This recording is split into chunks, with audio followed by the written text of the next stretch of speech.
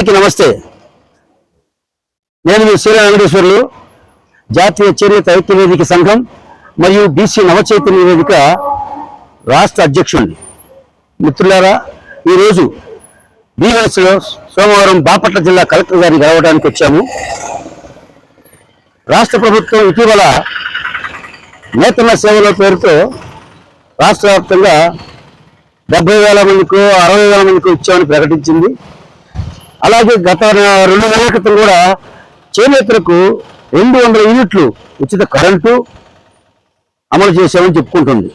సంతోషం, ఈ 2 పథకాలు అమలు చేశారు, వాస్తవం.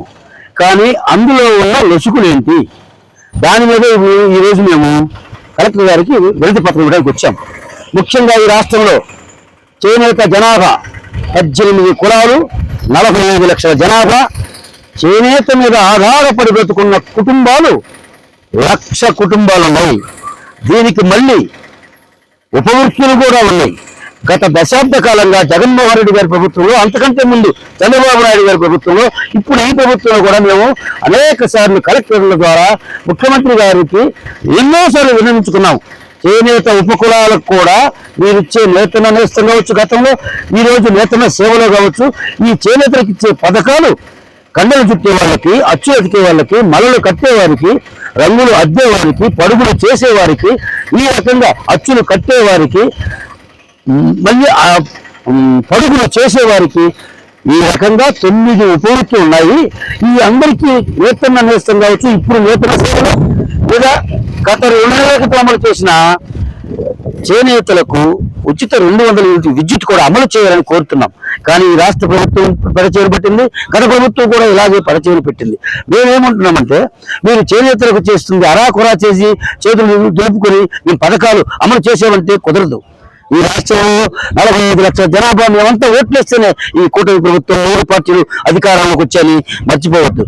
దయచేసి ఇప్పుడు మేము ఇచ్చిన అర్జీ ప్రకారం 1,00,000 కుటుంబాలలో మీరు చేనేత ఉపవృత్తుల వారు కూడా అమలు చేస్తే 1,20,000 కుటుంబాలు అవుతాయి.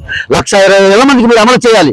కానీ ఇప్పుడు మీరు చేసింది కేవలం 52,000 చేనేతలకు 7,200 పూర్వం వేసే ఉన్నారు. మరి మిగతా 60,000 మందికి పైగా ఉన్నారు కదా, ఈ 60,000 మంది ఏమైపోతారు? వీళ్ళందరూ మీకు ఓట్లు వేయలేదా? ఏమైనా ఓట్లు వేస్తేనే కదా మీరు ఇది అధికారంలోకి వచ్చి గద్దెరెక్కింది. అలాగే చేనేత, ముఖ్యంగా మంగళగిరిలో నారా లోకేష్ గారు చేనేత ఓట్లతోనే కదా గెలిచి వాళ్ళ మంత్రి అయింది. మేము అడుగుతున్నది ఒకటే, చేనేతలందరికీ న్యాయం చేయండి. మీరిచ్చే ఈ అరాకొర పథకాలు ఇచ్చి చేతులు దులుపుకుంటే రాష్ట్ర ప్రజలు, ముఖ్యంగా చేనేత కులాలు, చేనేత జాతి మిమ్మల్ని క్షమించదు. మేము ఓట్లేస్తే గత ప్రభుత్వం, ఈ తెలుగుదేశం పార్టీ పుట్టిన దగ్గర నుంచి కూడా చేనేత కులాలు ఎప్పుడు కూడా తెలుగుదేశం పార్టీకి అండగానే ఉన్నాయి. ఆ విషయం అనేక సార్లు ఆనాడు ఎన్టీ రామారావు దగ్గర నుంచి ఈనాడు చంద్రబాబు నాయుడు వరకు, ఇప్పుడు నిన్నగాక మొన్న గెలిచిన నారా లోకేష్ వరకు 3 తరాల నుంచి మిమ్మల్ని భరిస్తూ మిమ్మల్ని మోస్తున్నాం. కానీ మా చేనేత జాతికి ఇంత అన్యాయం చేస్తారా? సగం మందికి అమలు చేస్తారా? ఇప్పుడు ప్రత్యక్షంగా చూపించమంటే ఏ జిల్లాకు రమ్మన్నా నేను వస్తా, నేను చూపిస్తాను. అర్హులైన వాళ్ళని అనర్హులుగా చేసి మీ ఎమ్మెల్యేల తాబేదారులకు, మీ ఎమ్మెల్యేలకు ఎమ్మటి తిరిగే వాళ్ళ కోసం మీ పథకాలు అమలు చేసుకుంటారా? అసలు 52,000 ఉన్న పథకాలు ఉన్నాయని 70,000 ఇచ్చామని చెప్తున్నారు.